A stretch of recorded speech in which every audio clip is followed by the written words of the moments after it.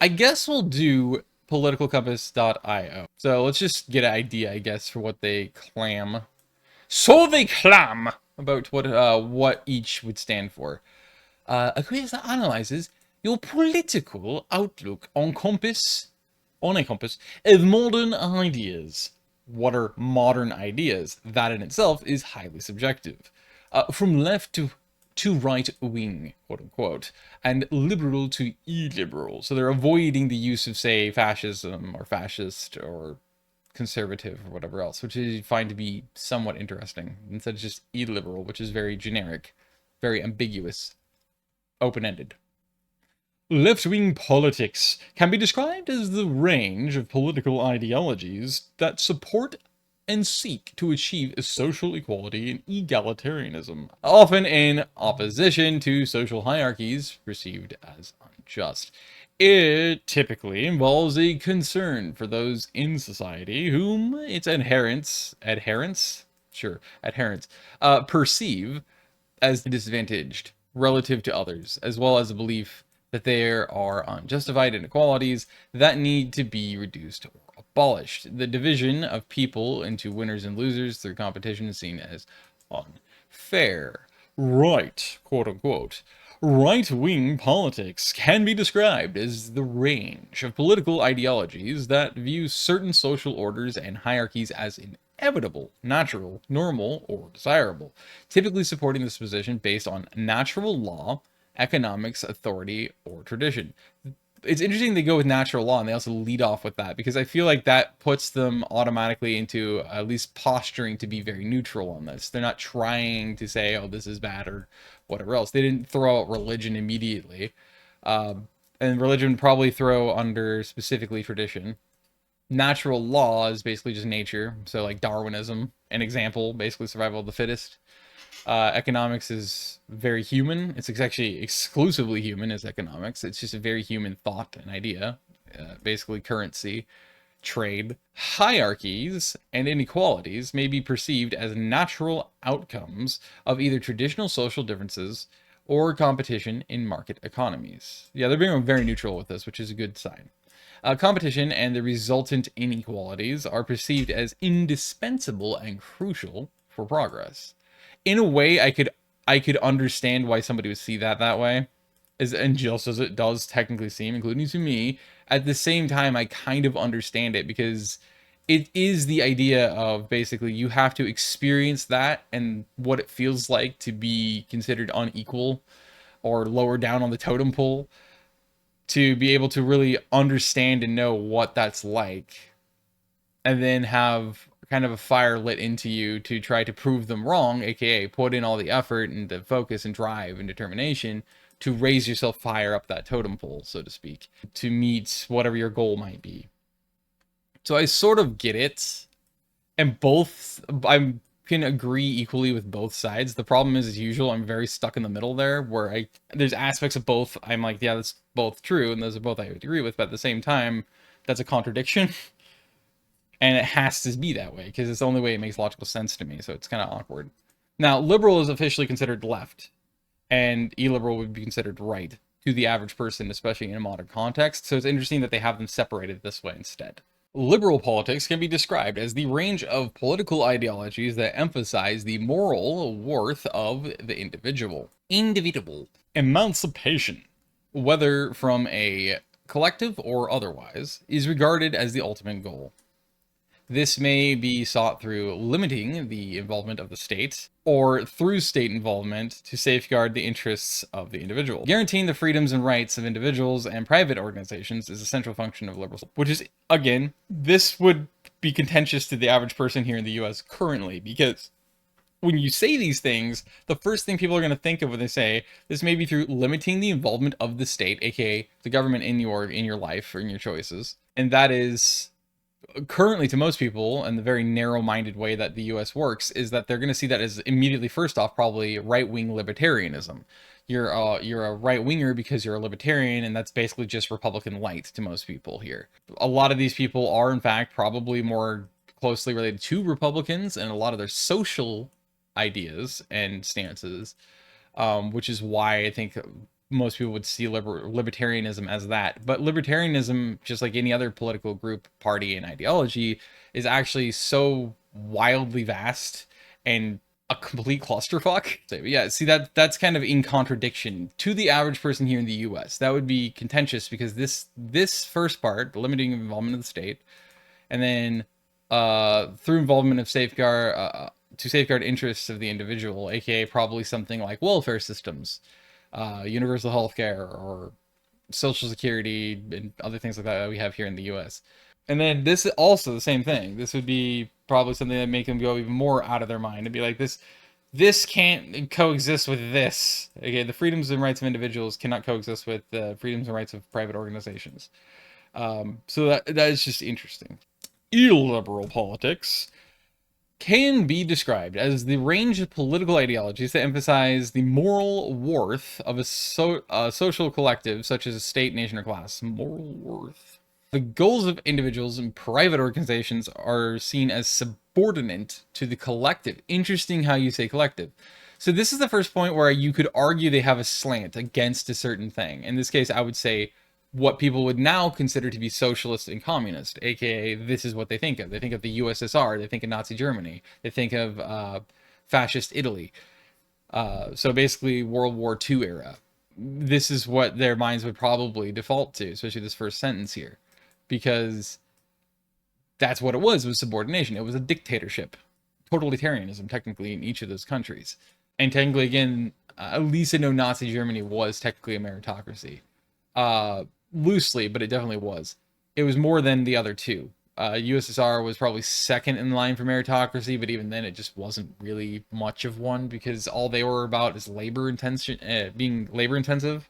Everything was labor, everything was quantity, everything was just build, everything was purpose based. Like everything was like everyone had to function like a fucking machine in a grand system where the nation itself was a massive factory and robot, and everybody is an individual cog in that machine that has to function or else they get brutally punished or slaughtered. Individual interests may be perceived as selfish or lacking direction. Yeah, so see, this is also more modern socialist or communist. It's also technically what here in the US we consider more progressive. And that's the funny thing, is that as much as I say these things about social communism, how they haven't never existed, I could go on and dedicate an entire video explaining how and why, how people believe those two to be on any part of the political spectrum in the world. Everyone has it wrong. Everyone has a corrupted idea of what they stood for and what the manifestos said. The manifestos you have access to now are not real. They are completely and egregiously altered. Stuff's been redacted, other stuff's been replaced, they've added a bunch of shit, they changed words because they wanted to indoctrinate you, basically, to believe and see and perceive it in a very specific manner so that they could actively ensure that nobody would ever support it enough to actually let it happen. Modern day, the collectivist mentality really agitates me because that's the thing, is I originally, for a while there, for a couple of years straight, I was a diehard in the real communism and socialism. Like, absolutely. I still have a strong bias to a lot of the policies and a lot of the ideals and proposed within the true original unaltered manifestos, which is an archive somewhere online, unless they've blacklisted it, managed to achieve that and get rid of it, because it was a number of years ago. It was probably 5 years, maybe even a little more ago, that I actually came across that, and I should have fucking favorited it and saved it and done other things to try to have it. I should have written down the URL, for fuck's sake, and I didn't do it, and I'm mad at myself for it because it took me a long time to find it.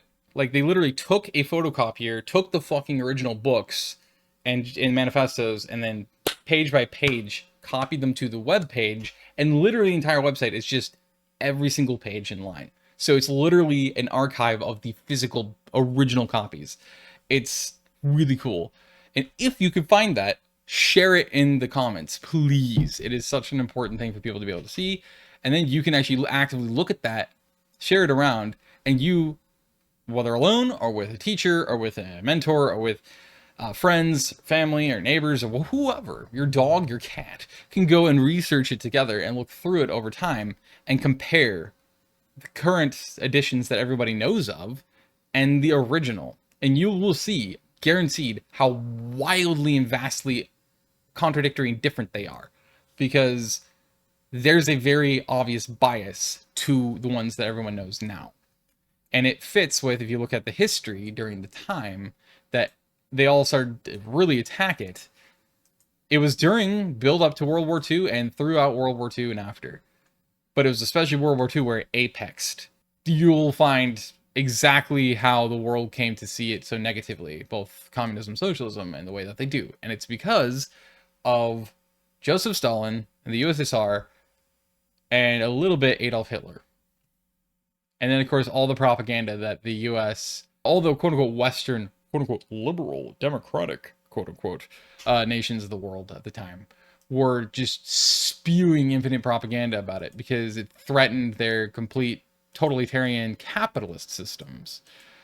Totalitarian economically, in other words, over us. And they didn't want to lose their power, so, because it threatens them directly. Since that point, I've done a lot of introspection and a lot of just general reflection, and I'm like, though I still have a strong bias and I still agree with a lot of stuff in those original ones, I do not like collectivism at all. I hate collectivism, especially in a political, sociopolitical sense, because individuality is infinitely more natural, organic, and the right thing, ethically and morally, to support. Always individualism, individuality, and autonomy, always over collectivism. Always. Ultimately, it's actually the best for everybody to be individualistic, not to be collectivist. A different story. Illiberals support regimented systems in both the economy and government. They may either support or oppose hierarchies and inequalities, depending on what is perceived as being the best interest to the quote-unquote collective. So again, this feels like the illiberal part is definitely slanted against the modern global vision and view, for the most part, of the majority that's against, obviously, socialism and communism as they see it, which is nowhere near socialism and communism. It's fascism. Different story. So we're going to do, obviously, the marathon. Oh, there we go. Oh, they have a slider instead. Can you remain in the middle? This is always the important thing. It infuriates me when you do not give people the option to say, I neither agree nor disagree, or do not know. Because that way, if you have that as well, that means people can genuinely be honest. Oh, you don't give them that choice, you're forcing them to lie. So hopefully you can select the middle and it'll accept it. The economic stuff is the stuff I'm always shakiest on, because I don't care about economy and I do not like economy. I don't think economy should exist. I think it should exclusively be localized to the individualistic. There's the individual again, right? But it should be an old tribal barter system is what it should be. That's the only economy that should exist. So it's not a real economy, but it's local. So in other words, it's up to whatever someone needs and wants in the moment and what they are able to offer the other person. Say you need blankets because for whatever reason you don't have blankets, or maybe your blanket somehow just wore out or got destroyed or something somehow. And you need blankets because it's really cold and you don't have you don't have like heaters in your house or something. I don't know. And this is just obviously as an example. And then the other person might need and want some eggs. Well, you have chickens and they're all egg layers and they lay really well. So now you can give them a certain amount of those eggs and they'll be able to give you a blanket or two in exchange, right? That's the basic premise of tribal bartering. So old world bartering. It's that simple. Literally whatever you need. It can even go down to employment, aka labor. You need somebody to build you a fence. You need somebody to repair your house. You need somebody to fix your plumbing. You need somebody to redo your roof. You need somebody to do some mechanic work on your car. You need somebody to do some caretaking for animals of some sort. You need somebody to do yard work. You need somebody to clear the road for you because somehow maybe it got blocked by like a downed tree or something. Whatever it is, you can also, people who have these skills can barter, make themselves known and barter that skill for something else in return. That's the basic premise of it. So ultimately, That's what I think the entire world should run on, and it should not have nothing to do with a economy as people think of it now, which is monetary. I don't think monetary systems should ever have existed. I don't think they should exist. So this is why it's shaky for me. The complication with investments in your nation is that it's almost always used for nefarious purposes. They always make it altruistic on the surface, and so does your own country, but almost always you get fucked over for it. Like debt trap diplomacy. The US does it in their own way, China does it in their own way, Russia does it, Iran does it. All the more powerful nations that have a lot more income and money in the world do it to, especially the smaller nations. They do it to each other all the time too. They try to trap in debt these countries so they can get cessions out of them of like, okay, you have to cede this territory, or you have to cede me this land, or you have to cede me and give me exclusive rights to this much mining in your country, or of this much mining of this ore, or this much ore, or this much oil, or this you know, like 3 years worth of exclusive fishing rights that no other commercial fishing vessels, including your own, are allowed to use. And that's how you can repay me. And it's just like, it's used to twist your arm behind your back and completely fuck you over, bend you over, and stick their dick inside of you against your will and ream you. That's effectively what that is. And it's also used, of course, to completely control already, let's face it, completely puppet showed elections that aren't even real in the first place. But they make it even that much less legit because they can pretty much themselves influence and pay their way with your economy and thus who gets elected into office. And I think that's fucking shit too. So like, on one hand, yes, you think that's a good idea, but on the other hand, you say no. How do you answer that? Because equally yes and no, and therefore it's not really in the middle either. But this is the complexity and the complication of it. As a country, we should put our differences aside and work to solve global issues. Nah, I'm going to slightly disagree with that because I think that more often than not, countries should be a little more isolationist, so a little more self-centric, and invest in themselves and their people and their economies and their infrastructure and everything else more than they should be worrying about other nations' affairs or other nations' people, or certainly globalism. Globalism's been a net negative, not a net positive, in my opinion. We should resist losing what is unique to our ethnic culture. I mean, yeah, I agree. Culture is a very important thing. Fun thing about that, though, why I'm not going to go all the way, is because there's certain places in the world where there's no real culture. Like, in my opinion, there's no such thing as American culture. We don't have a culture in the US. We just don't. I don't agree with anybody who says we do. There's nothing clearly defined. When you try to define American culture, the only thing you can bring up are either general ambiguous things that are way too open-ended and broad, like Hollywood or film. No, that doesn't count. That's too fucking open-ended and broad. That's not how that works. It has to be something very unique to you and extremely specific to you and just you. That's why people say, oh, as American as apple pie. Apple pie of no kind is American. It's all either English or Dutch. Like, we had nothing to do with that. So what can you come up with? I guess rap and hip hop? Rap and hip hop is exclusively US, originally at least. So rap and hip hop, I guess. And then you could bring in something like, I don't know, fucking cheeseburgers? I doubt we were the ones who first created a cheeseburger, but it's seen globally as a very American thing. So I guess you could squeeze in a cheeseburger. But, like, you see how much of a struggle it is. There's not really anything truly American about the US. So, to me, we've never had our own culture. It just doesn't really exist. Obsession with politics technically could work. So, there should be little or no restrictions on forming and operating trade unions. You need some restrictions, because otherwise you're going to end up with a lot of corruption. And then they're going to be no better than the corporations you're slaving away for to the day you die. So no, they do need some regulations and restrictions. Absolutely. But they also need to have as many freedoms as possible too. There's obviously a healthy balance that has to be struck, where you want as many trade unions as you can, You want them to be unified. You want them to make sure that they are 100% in favor of the employees and not at all the employers, if at all. And if they are, like 75% employee, 25% employer, for balance sake, so that the employer still always has at least a little bit of benefit from it, an incentive to support them. Otherwise, you're just at war again. Maybe 60-40 at best in favor of employees over the companies. But the bigger the company, maybe it should be tiered again, so hierarchical. Where the bigger and more profitable the corporation is, the less power they're given or the less consideration they're given, and the more it's exclusive to your employee. Either way, that's why they're good. Except if the world didn't have fucking economies, we wouldn't have to worry about that, would we? The trade unions wouldn't be needed. Whoops. Homeschooling should be prohibited. Absolutely fucking not. Fuck you.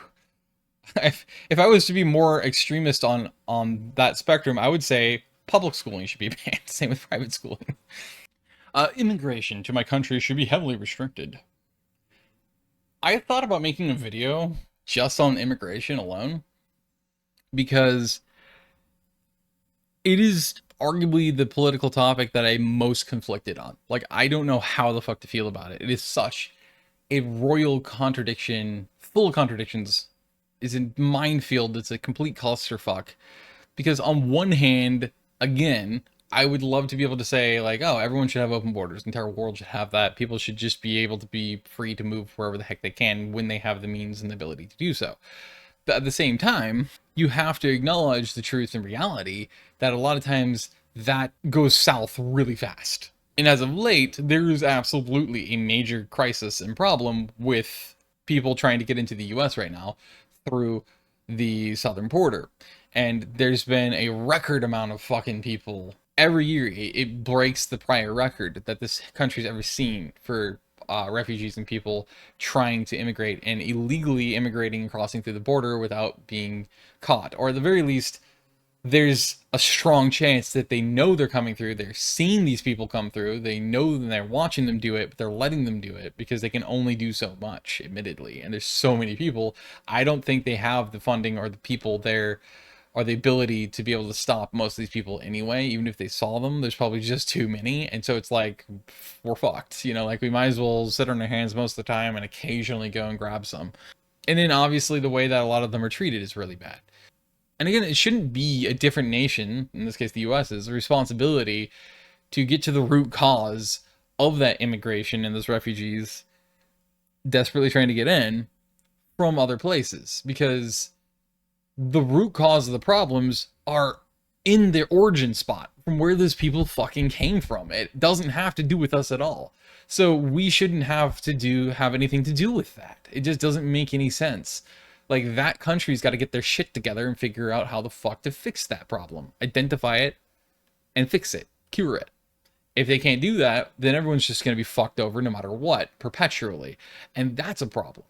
And so how do you fix that? It's not as simple as saying, well, that's why you would actually instead have your country heavily invest and work with that country to work with it. That if you're having a lot of those people, you know, most of them are heading up to your country, you should be doing that. So you have the money or whatever, blah, blah, blah. It doesn't change the fact that it's not going to work. It's not that simple. You want it to be that simple. Anybody would, but that's not how the world works. That's certainly not how geopolitics works. That's why we have the word quagmire, and it's always thrown into it, or a minefield that's always thrown into it, a war zone that's always thrown into and alongside of geopolitics or geopolitical, because it is a fucking hellfield. It's a field of hell. And it's never simple. It's never easy. And almost every government is going to be hyper corrupt. They're going to want to have things infinitely more in their favor than the other way around. And then you have the whole investment thing where, like, these poorer countries, they probably are not going to just require you to have to invest as the much richer countries, quote unquote, to be able to invest so much more of their GDP into it, in this case the US, into their country, and into the attempt to try to crack down and identify the root causes, usually multiples, of these problems to fix it, which basically means you're actually probably most of the countries, you're going to have to build up their economy and stabilize it for them. You are investing and putting your money, your country's money, your taxpayer money, we are, in this case in the US, into, say, Honduras. We have to put our taxpayer monies and pay for their government and their country to actually fucking stabilize, root out corruption, which is impossible when yours is already hyper corrupt too, and just like expect it somehow to finally change. You know, my humanitarian side wants to be like, no, we should be helping them, obviously, and we should be allowing them a chance. But then at the same time, it's really getting bad here. There's more and more and more problems here and in other nations that is having a massive amount of immigration from refugees, let alone other people. And there's genuinely, it's not just, you know, some bullshit fucking hyperbolic um you know, propaganda from right wingers or whatever. There is genuinely a lot of truth to a lot of this stuff. But if you just pay attention, it's not pretty. And that's because, again, you have to get to the root cause of the problem from where they originated from to fix that, in order to fix their basically their weird mindsets and their fucked up nature, and get them to stabilize. So basically, this is probably just, we're just damned. We're damned and permanently fucked. We can't do anything to fix this. And so it does suck, because you don't want to be heavily restrictive, but you also don't want to be too open. The authority of our state should be derived from the consent of its citizens. Why is this worded in such a weird ass way? I'm interpreting this to mean democracy, in other words, people power. Whatever the people say goes. That's true democracy. That's what I'm assuming they're saying. And democracy is its own downfall. What was good about it is exactly why it fails and its own downfall. And it's because democracy is the majority rules. Therein lies exactly why it completely collapses in on itself. It implodes and becomes a horrific thing, even though it's also exactly the reason why it's a great thing. Because the majority rules, meaning the minority gets fucked over. And normally, as somebody who's in the minority, I would get fucked over into infinites. And it would piss me the fuck off, because I would have no voice. The little people, the minorities, would have no voice. They'd have no power at all, no pull, because it's basically mob rule is what true democracy is, because that's what a majority of a collective is basically an echo chamber. They control the destiny of everyone else. That's not okay. That is very morally and ethically wrong too, and it's non-defensible. So like, I'm really conflicted with that kind of thing. Public health care should be universal and completely funded by the state. Yeah, I would agree with that for the most part. They shouldn't have any ability to tell us who and when and where we can go to, not to, what's covered or not. It should be genuinely universal, as in any kind of medical care whatsoever. Even if you don't think you think it's quackery, needs to be in that guarantee that we can seek that out and get that. So say chiropractic, because chiropractic work for some reason is considered to be entirely quack these days. There's a lot of genuine quacks that are not actually chiropractors that have the most violent and like flashy way of doing things. That is a recipe to potentially literally kill or permanently paralyze somebody. They are not legitimate medical personnel. They are not legitimate chiropractors. And because of everybody so consumer based, or they're consuming all of this fucking stupid shit online, they think that's actually what chiropractic entails. That's not chiropractic. It is nowhere near true. There's nothing about that that's chiropractic or medical. That's just showing off. That's being belligerent and putting people's lives in safety and danger. True chiropractic is legitimately fucking fantastic. It is incredibly helpful. It's a very legit. It's very real, and it even helps other systems in your body regulate. It's really a healthy thing to get. So that's an example. Another one is naturopathy and homeopathy. So many people think homeopathic and naturopathic medicine is quack. It is not. If you can believe that, just as long as you allow us to seek that out and get that care, no matter what, without any retaliation, without any repercussions, without any sneaky shit. Make it truly universal, even in that sense too. And so universally universal, and we're good. Absolutely. Eugenic policies should be pursued by government. Fuck no. Absolutely not. They shouldn't be pursued by literally anybody. Anyone who supports eugenics, I think, should be automatically put into life in prison without ability for parole or retrial. They get no ability to defend themselves. If you support that, and you genuinely do, you should automatically be put in the highest security, most heavily watched and isolated prison on earth, pretty much. Don't let them be near anyone else. Each other, sure. They can eugenics each other. They can wipe each other out, but no. Otherwise, absolutely not. Not all legislators should be elected by the public. Disagree. We should not impose our way of being upon other nations. Yes, absolutely. A fundamental purpose of government should be to uphold private ownership. Yes. There needs to be some sort of authority if you have government that protects and watchdogs that shit to make sure that nobody loses their rights to private ownership of anything, land, property, homes, vehicles, so on and so forth. There's a lot of different things that I'm not thinking of right now. But those who achieve the most should be celebrated above others. No, I don't. I think everybody should be seen as equals. I don't care how famous you are. I don't care how much how much you've accomplished. I don't care if you're Jesus motherfucking Christ. You do not deserve any more attention or any more compassion or care or any more anything than anyone else. You can go fuck yourself if you have the ego to think you deserve more of literally anything just for that reason. It is necessary to allow for different socioeconomic classes to have a high functioning society. No. Affirmative action should be put in place to advantage underrepresented and historically determined groups in society. I gotta look that up again. I don't remember what the fuck affirmative action is. I just know every time I've seen different parts of how it works, I hate it so much. It's just disgusting to me. Affirmative action refers to a set of policies and practices within a government or organization seeking to benefit marginalized groups. Except it actually promotes more, yeah, I remember now. It actually promotes so much more prejudice and racism and segregation. It's fucking disgusting. It's like all the anti-racist people usually these days, and DEI people, are actually the most prejudiced, bigoted, and racist people out there, and also sometimes the most aggressive. You don't realize your work to be anti-racist is in fact extremely fucking racist. So, yeah, no, I disagree with that strongly.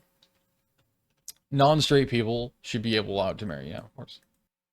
I'm now realizing my mistake. I should have live streamed this. This is going to be probably a bitch to edit.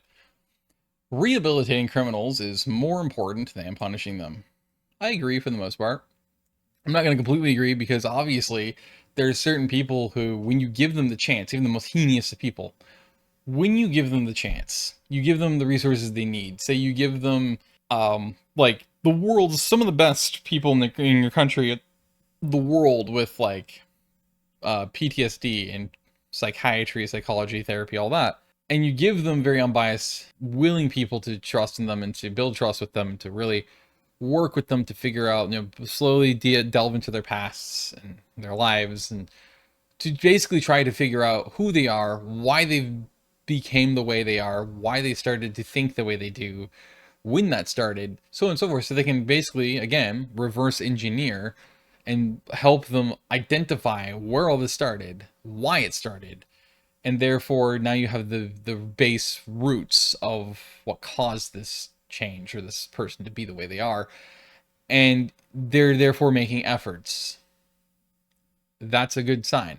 Now, if you continue down that road and they actually show genuine dedication, commitment to improving themselves, they admit it, they own it, they recognize they are a really sick, twisted, fucked up person, and it didn't have to be that way, but that's just a large portion of it is their past that caused them to just be so fucked up that they ended up doing arguably worse things and almost retaliation for the pain that they feel inside.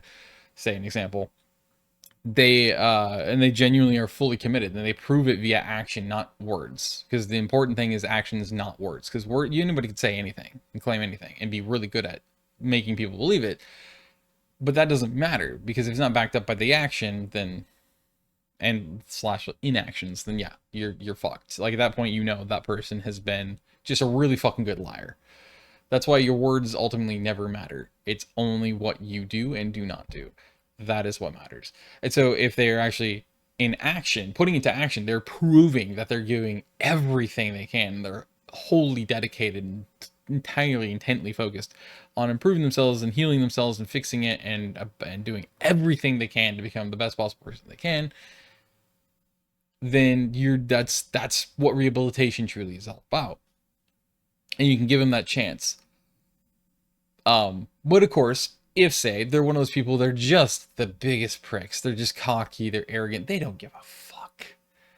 They're always fucking with people too, because they think they're such hot shit and they're just so intimidating.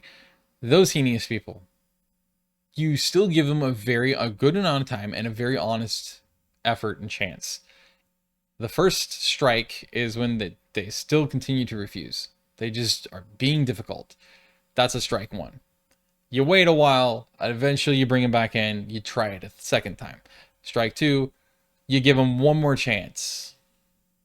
And if they still refuse, they're permanently locked away without ability for parole for life, and they're unable to have a retrial.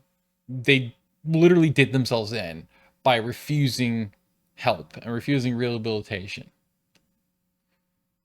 And that's why, because there is obviously those ones that are genuinely like that. There are genuinely, I know a lot of people don't believe this, my mom doesn't, I do, that there are genuinely people who are just born heartless, callous, dark, sick, twisted, demented people.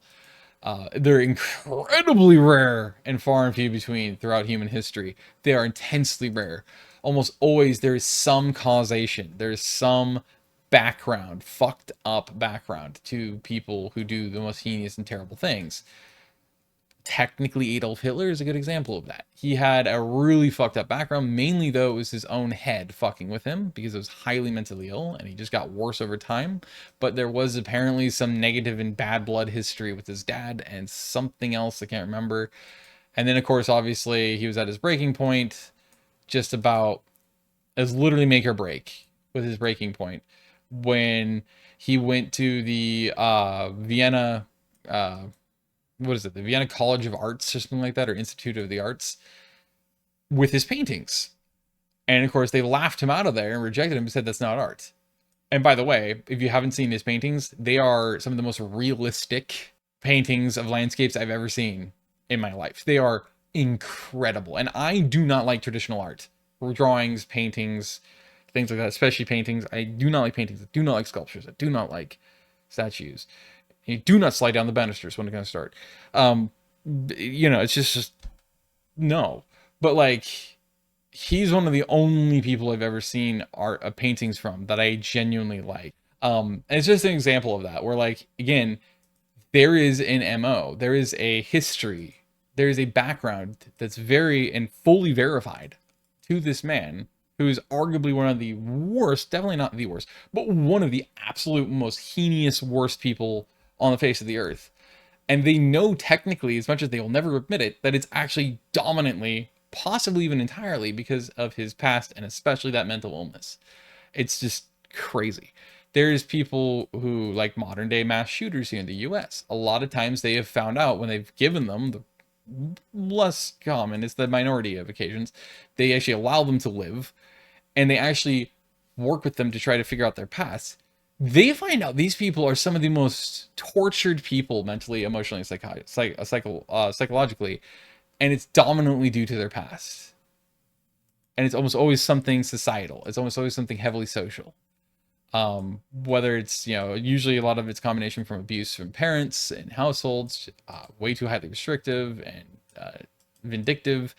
Then, of course, just demeaning them and everything. And then on top of that, they don't have any friends outside of schools, and it's not necessarily because of that trauma that makes them weird and isolated, but at the same time, they just for some reason get bullied and made fun of, and then it just eventually, everyone has a breaking point. Some people sooner than others. And when you actually have you mentally and psychologically, emotionally snap, nobody knows what they're going to do in that moment. And for however long that's going to last. But when you snap, you hit your breaking point, you literally break, you snap, you go through a psychotic break. It's like a blind rage on steroids. You don't know what the fuck you're doing. You are so entirely disassociated, you basically don't even exist. And it's just the emotions. So a lot of times these people do not actually realize until after what they've done. And sometimes they don't entirely know why they did it either. So again, that's just the general point I wanted to make about this, is that more often than not, a lot of times you'll find out that the people who are sometimes even the most heinous will have a pretty sad background in history to their lives. And thus you can find causation of why they became or started to have the mentalities and the thoughts the way they did. And did sometimes the things that they did. Is it usually best for assets and industries to be publicly owned rather than privately owned? Depends on the angle you take. Depends on what your goals are. Depends on what your focus is. In a world that's heavily crony capitalist and predatory capitalist, likelihood is it's probably better to be privately owned than publicly owned, because then you know you're making a lot of profit and a lot of money, and you might end up developing enough success that you could be generational wealth, that you can have that to where you can literally pass it on to multiple generations of your offspring, your family and friends and siblings, and even neighbors, potentially, charity. And it'll just perpetuate itself, especially if you're really smart with money, like investments and things like that, and heavy diversification in those investments. So it keeps making money for you passively. So nobody technically would ever have to work if they didn't want to, but likely as they would, they carry on the business, and then guess what? You keep making more money. They can spend even more on charity or dreams or aspirations or whatever else, projects. Doesn't matter. So there is a lot of great benefits to private ownership of money and assets. However, publicly owned is also good. Now, I'm assuming the way I'm putting this in economic terms, so like in other words, business, is because they say and industries. But the fact that they say assets and industries the and is obviously a separator. It separates them, segregates them apart from each other. And assets, therefore, then becomes a highly open-ended. What do you mean by assets? Do you mean economic assets? I'm assuming in those physical assets, which are part of industry, part of commerce, I would assume yes. If I go into my business mind, though, I would want to make sure if it's my baby, if it's my project, if it's a passionate thing, something I'm passionate about, it's something I really, have a vision for, I want to be the dictator of that concept. I don't want anybody have an input on that or any control or influence over my decisions. I want to do it to where if I run it into the ground, I run it into the fucking ground. If I fuck myself over, I fuck myself over and I learn from it. Because that's how you learn. If not, great. If it succeeds, fantastic. If it keeps growing, even better. And in that sense, yes, I like that. Because in the US, I'm not sure about other countries, but in the US, there is a law. It's entirely legal. In fact, it seems like it's encouraged that if you succeed as a company, but you're publicly owned, aka in this case, I'm going to assume they mean traded on the stock market. People can buy stocks in your company. So you have shareholders and stakeholders. You can experience what's called a hostile takeover.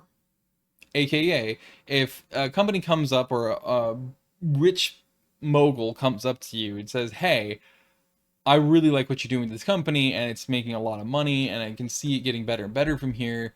I would like to invest or potentially, better yet, more specifically, buy your company outright. And I'd like to pay you, say, I don't know, maybe the valuation was overall at like 100 and say 30 million more than that. I'll pay you 450 million instead of the 320 valuation for your company to take it off your hands and basically make it my own. Put it by portfolio, whatever. If you refuse, they can keep trying to negotiate and they'll keep harassing you about it and saying, fine, how about this, how about that, how about this, until they get bored of it and they get sick of it. And when you don't give in to them, you don't let them get away with it and buy and take away your company from you, they can then perform what's called a hostile takeover, where whether they need to or not, they can involve other shareholders, so get partners in to come in and invest their money alongside them in a consortium, a group of people, a collective, a shell company, or whatever, to forcefully take over your company. Because again, it's publicly owned, aka publicly traded. So the shareholders are the ones they then buy out instead. They go from you, the owner, the founder, to your shareholders in your company. Well, the shareholders want maximum profitability. So they're not going to say no to a sale. Doesn't matter. They won't say no to it. They're going to always, of course, be on the side of that hostile takeover. And that's what they call a hostile takeover for that reason. It's because they're using hostility to do basically going behind your back and through the back door to forcefully get their way and take complete control of your company and kick you out. You're the founder, you're the owner, now you're not. Get the fuck out. You don't have nothing to do with your own company anymore. That's why I actually fucking hate and despise public ownership. In that sense, I hate that idea. If I'm in my business head, it makes the least amount of logical sense to do that, unless I'm actually intentionally having a business idea that I have that I want to eventually sell. I want to have somebody approach me and say, I'll take that off your hands for this amount of money. That would be the point. Is basically start it so I can flip it. So I can maximize the amount of profit I can get off of it. Because that means I don't really care about that company or where it goes. I didn't start it because I have a passion for it. Or I didn't start it because I was very motivated to do it because I had this great idea. Or I thought this would help people. Or whatever or it was needed. Or whatever the fuck it is. I started it strictly because I wanted to make money off of it. And I knew it would be profitable. And then at that point, I can sell it to anybody. Or I can approach somebody and say, you want to buy the company? I'd be happy to sell it to you for 25 million, for 50 million. After tax. Being me, I'm going to always ensure that in the contract, in the sign over, I'm going to say, it has to have the taxes covered. AKA, after the full purchase of this, then that money gets taxed. It is going to be finalized in net income as 25 million.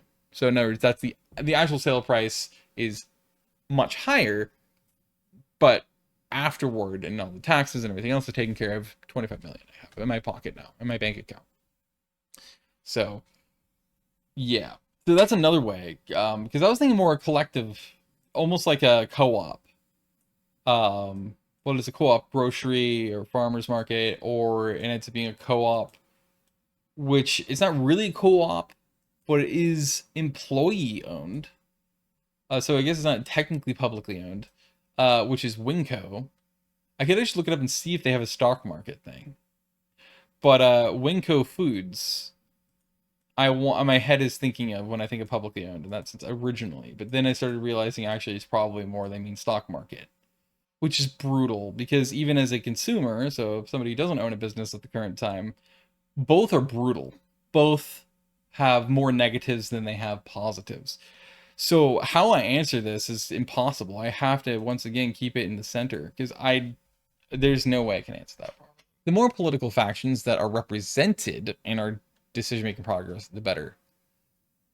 Again, there's trade-offs, a lot of trade-offs here that make me want to put it in the center, but I'm going to put it slightly right of center. So in this case, towards the agree, because we live in a one-party system disguised as a two-party system, or one-party system is disguised as a democracy. It's a sham. It's all complete fake facade for the world, and not just for the voters here in the US. It's two sides of the same coin. It's two wings on the same bird. AKA, they're literally the exact same party, the Republicans and Democrats. There is no difference. And there hasn't been for a hell of a long time, if ever. So, no.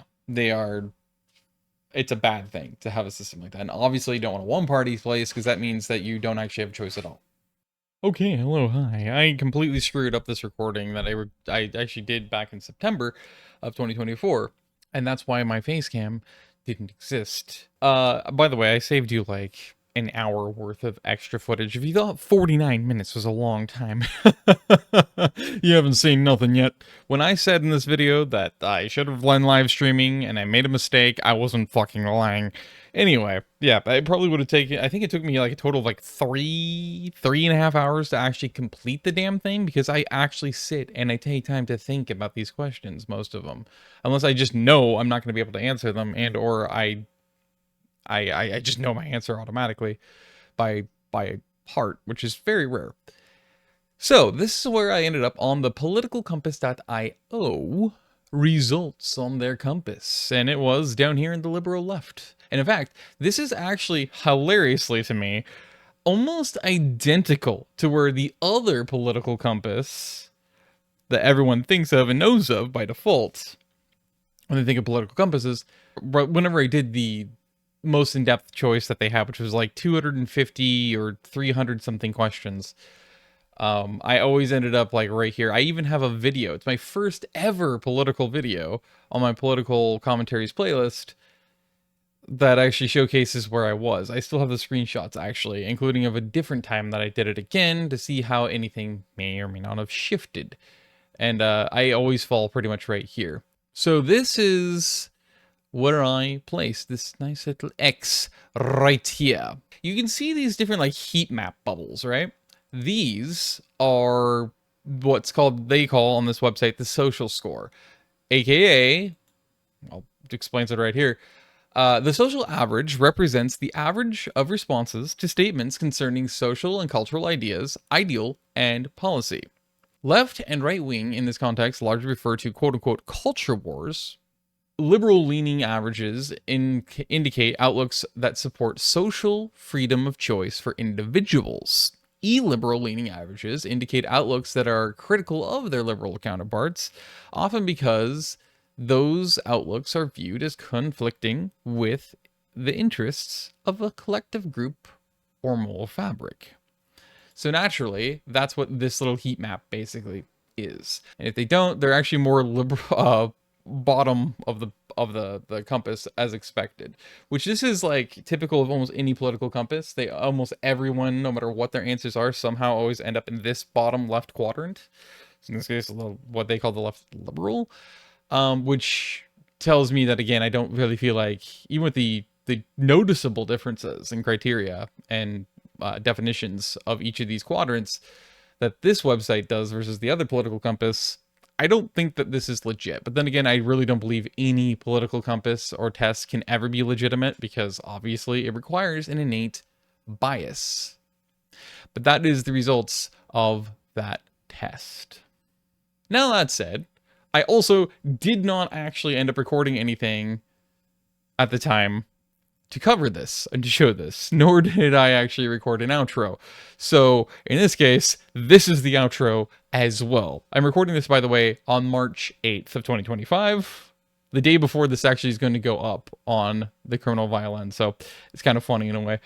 But yeah, that's basically a half a year ago I did this. And these are the results. And now I'm finally getting making a damn video on it.